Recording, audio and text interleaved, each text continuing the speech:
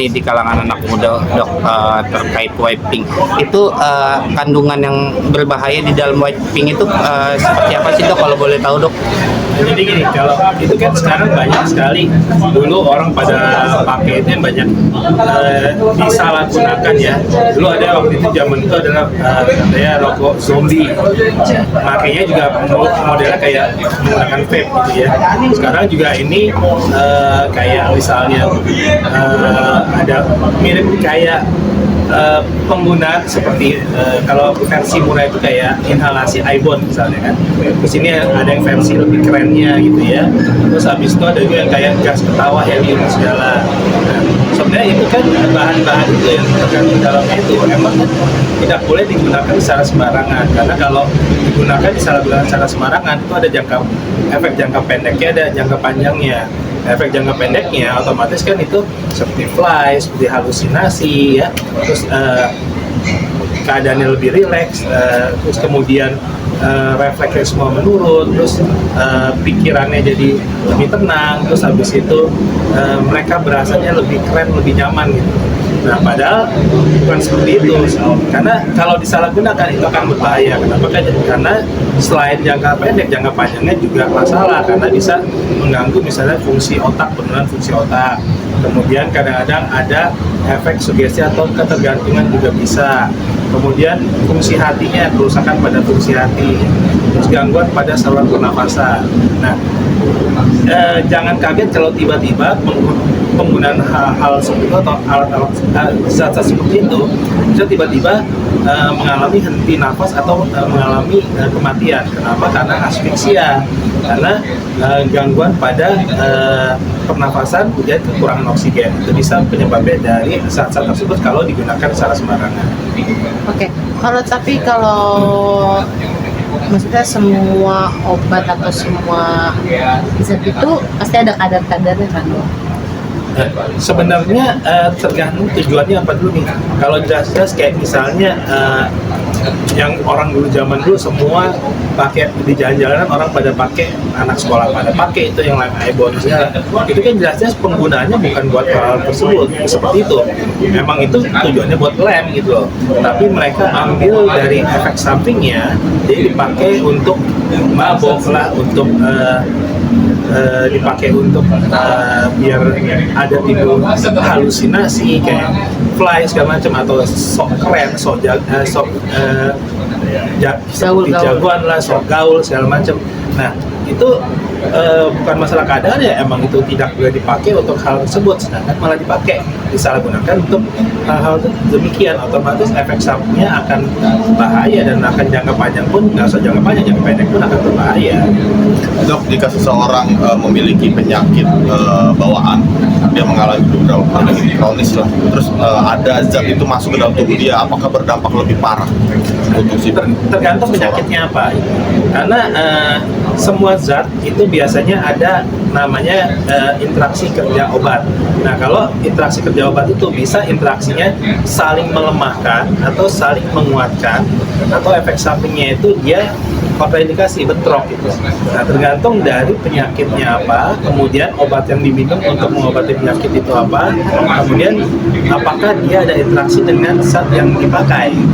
Jadi kalau ditanya apakah ada pengaruhnya ke penyakit, tergantung penyakitnya apa. Kalau penyakitnya misalnya gangguan pada fungsi hati, misalnya hepatitis, otomatis fungsi hatinya kan bermasalah. Sedangkan zat-zat tersebut kan sebagian pasti detoksnya itu di dalam hati, jadi kerja hatinya pasti akan lebih berat. Misalnya lagi ada gangguan ginjal kan beberapa zat juga ekspresi lewat ginjal. Otomatis kalau gangguan ginjal kita lagi nggak sehat, dikasih zat-zat tersebut, otomatis kerja ginjal juga akan lebih berat, menyaringnya juga lebih berat, itu akan bermasalah. Jadi bisa juga kayak misalnya kasusnya pada pernafasan, paru-paru. Nah, gara-gara pakai zat-zat tersebut tadi, salah satunya jangka panjang, jangka pendek itu bisa menyebabkan asfiksia. Otomatis gangguan pada pernafasan, sesak nafas, otomatis henti nafas ya jadi berbahaya juga. Tapi kan ada zat-zat yang dilarang oleh hukum tapi di dunia medis memang dibutuhkan ya, dok. Ada seperti itu. Tapi kalau di zat yang disebutkan tadi, itu ada nggak kebutuhannya di dunia medis? Jadi emang ada zat-zat yang golongan narkotika itu yang dipakai di dunia kedokteran. Tapi kan itu dengan indikasi yang jelas, terus kegunaannya jelas, dengan resep dokter, dengan pengawasan dokter, dan sudah dipertimbangkan antara benefitnya, keuntungannya dengan efek sampingnya. Di dunia medis itu kalau benefitnya lebih besar akan dipertimbangkan dan dipergunakan. Yang penting efek sampingnya lebih minimal atau kita bisa meminimalisir efek sampingnya. Nah, jadi tetap kalau misalnya dunia kedokteran itu golongan narkotika itu kita pakai, misalnya analgetik seperti morfin kita pakai, terus misalnya untuk obat batuk golongan narkotik kodein kita pakai, terus untuk obat-obat untuk misalnya antidepresi kita pakai, tapi itu harus dengan resep dokter, dengan pengawasan dokter, nggak bisa dipakai sembarangan. Dan pastinya dosis-dosis itu sesuai si pasiennya juga ya. Ya, jadi dosis yang digunakan itu tadi berdasarkan resep dokter, jadi dokter yang meresepkan, dokter yang mengatur untuk dosisnya. Kemudian dokter akan tahu side effect-nya apa, apakah perlu ditambah atau dikurangi dosisnya. Jadi tetap digunakan, tapi harus dengan resep dokter dan pengawasan dokter. Oke. Dok, tapi kalau misalnya ini mungkin di luar zat-zat yang berbahaya tadi masuk ke dalam tubuh, apakah penyakit-penyakit kayak penyakit-penyakit saluran pencernaan, ginjal, itu bisa menyebabkan kematian juga? Seperti apa sih? Oke, jadi kalau misalnya penyakit-penyakit misalnya ginjal segala macamnya. Nah, ginjal itu kita mesti tahu dulu penyakit ginjalnya apa. Batu ginjal, infeksi saluran ginjal, radangan ginjal, gagal ginjal akut, gagal ginjal kronis, atau apa gitu. Kalau ternyata penyakitnya itu adalah gagal ginjal kronis itu berarti biasanya progresif. Jadi dia ginjalnya itu fungsi ginjal penyaringannya akan menurun terus. Nah itu kalau nggak tergantung ya, bisa dengan cuci darah atau perlu bisa dengan transplantasi ginjal. Nah kalau nggak dilakukan treatment tindakan, otomatis kerja ginjal akan memburuk, otomatis akan penyaringan dari racun-racun di tubuh itu tidak bekerja dengan baik. Itu bisa mengganggu juga ke pernafasan. Terus kalau misalnya pencernaan, misalnya GERD itu secara langsung dia tidak misalnya tidak menyebabkan gangguan pada jantung, tapi GERD yang tidak terkontrol atau GERD yang tidak di-treatment itu bisa menyebabkan gangguan pada misalnya pernafasan, asfiksia pada paru-paru, bisa juga menyebabkan jantung. Nah, kalau GERD yang tidak di-treatment atau tidak terkontrol bisa menyebabkan ke arah kematian, nggak bisa kalau misalnya sampai ke gangguan pernafasan atau menyebabkan gangguan pada jantung. Tapi itu GERD yang tidak terkontrol dan emang tidak di-treatment atau tidak diterapi gitu. Kalau misalnya kayak infeksi saluran kencing itu juga bisa menyebabkan. Nah, kalau infeksi saluran kencing itu kan penyebabnya biasa ISK itu kita lihat penyebabnya apa? Bakteri. Nah, bakteri itu biasanya pengobatannya sebenarnya asal sesuai dan tanpa komplikasi sebenarnya bisa disembuhkan. Nah, tapi kalau misalnya ada infeksi sekunder atau misalnya tidak diobati, itu bisa emang timbul kalau jangka panjangnya itu sampai demam, panas, kadang-kadang bisa septic shock. Tapi itu perjalanannya agak jauh gitu. Kalau directly langsung dari ISK ke arah sana itu bukan nggak bisa, tapi kemungkinannya kecil, kemungkinannya jarang. Oke. Dok, mungkin sebagai dokter praktisi kesehatan, ada himbauan nggak sih untuk anak-anak muda atau masyarakat lah gitu untuk bisa lebih peka lah terhadap zat-zat apa obat-obat yang mungkin tidak baik atau tidak bisa nih untuk tubuh kita, kan tubuh orang itu kan berbeda-beda ya untuk menerima sesuatu gitu. Jadi gini, yang paling penting satu, yang mesti kita jaga adalah otomatis kesehatan adalah yang utama. Jadi yang mesti kita jaga adalah pola hidup yang bersih sehat, pola hidup sehat, kemudian pola makan, lifestyle, gaya hidup yang sehat ya. Dan jangan lupa manajemen stres yang baik, karena sekarang itu tanpa kita sadari untuk anak-anak muda itu hampir nggak cuma di Indonesia ya, di secara global itu di luar pun itu perbandingannya 1:2. Jadi tanpa kita sadari itu ada beberapa yang mengalami gangguan pada mentalnya gitu ya. Mereka sebutnya mental illness atau misalnya ada depresi dan sebagainya. Jadi nggak cuma masalah jasmani juga rohani, dan itu berpengaruh. Kenapa? Karena begitu orang stres, orang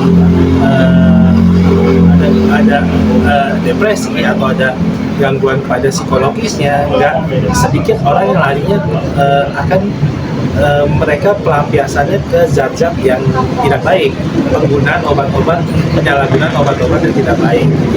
Nah, jadi pertama tadi pola hidup sehat, pola makan sehat, lifestyle, gaya hidup, manajemen stres yang baik.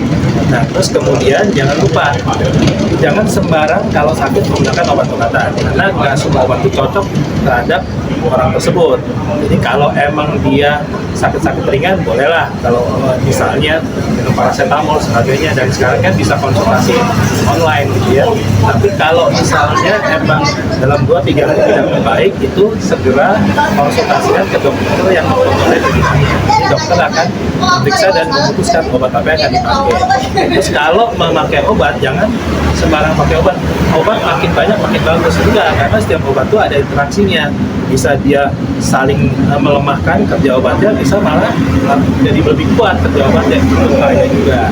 Nah, terus kemudian hati-hati, banyak obat-obat golongan yang tidak boleh dipakai tanpa resep dokter. Misal golongan obat-obat yang berhubungan dengan narkotika gitu. Jadi apalagi sekarang banyak yang menggunakan sembarang obat-obat kayak antidepresan, terus habis itu orang yang pada nggak bisa tidur nih banyak pakai penggunaan obat-obat tidur sembarangan. Nah, kadang-kadang tidak sesuai dengan aturan, dan ternyata mereka tidak sadar kalau efek sampingnya itu jangka panjang seperti apa. Bisa ketergantungan, bisa dosisnya makin tinggi. Lama-lama nanti kerja otak akan terganggu. Bahkan kalau jangka panjang pemakaian obat-obatan yang seperti itu tidak diawasi, dosis makin tinggi, bisa menyebabkan inkontinensia urin atau FLT. Jadi kadang-kadang mau kencing pun udah nggak sadar, dia udah ngompol aja gitu. Jadi efeknya itu banyak ke kerja otak gitu. Jadi untuk anak-anak muda lebih bagus, lebih bijaksana dalam menggunakan obat-obatan. Kalau perlu dikonsultasikan ke dokter. Kemudian yang penting pola hidup sehat, pola makan yang sehat, lifestyle, sama manajemen stres yang baik. Itu aja sih. Dok, wiping sendiri bisa menimbulkan kecanduan nggak sih, dok? Nah, kalau itu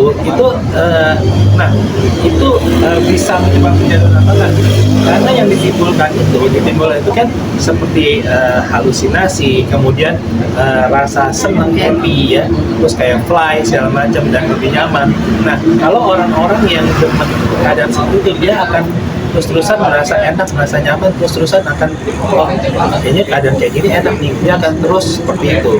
Nah, itu tadi, kalau pemakaian terus-terusannya tanpa dia sadari, jangka panjangnya itu bisa tiba-tiba juga mengalami gangguan pada pernapasan. Selain pada kerja otak, juga pernapasan. Nah, pernapasan asfiksia itu bisa menyebabkan henti nafas, jadi bahaya juga.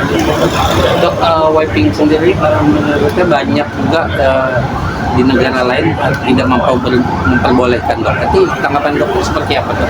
Gimana? Banyak di negara melarang adanya wiping, dok. Itu tanggapan dokter seperti apa? Apakah negara Indonesia juga harus Jadi gini, semua obat yang digunakan itu kan pasti ada base penelitiannya. Kalau di kedokteran, semua obat yang bisa dipakai itu mesti ada evidence base-nya. Jadi evidence based medicine-nya mesti jelas. Evidence based medicine itu udah melakukan banyak prosedur sampai akhirnya menentukan obat itu layak digunakan, benefitnya apa, efek sampingnya apa, kemudian bahayanya apa, kemudian yang boleh menggunakan siapa aja, dan sebagainya lah itu. Nah, kalau ternyata penelitian di banyak negara tidak boleh digunakan, mestinya di Indonesia pun juga tidak boleh sembarang digunakan. Walaupun setiap negara aturannya beda-beda ya, tapi biasanya kita berpatokan pada WHO, atau kalau di Indonesia mereka juga berkolaborasi dengan Dinas Kesehatan atau misalnya BPOM Indonesia. Dari situ akan ketahuan kalau dari BPOM, Dinkes semua tidak boleh, berarti tidak boleh digunakan. Oke, terima kasih dok.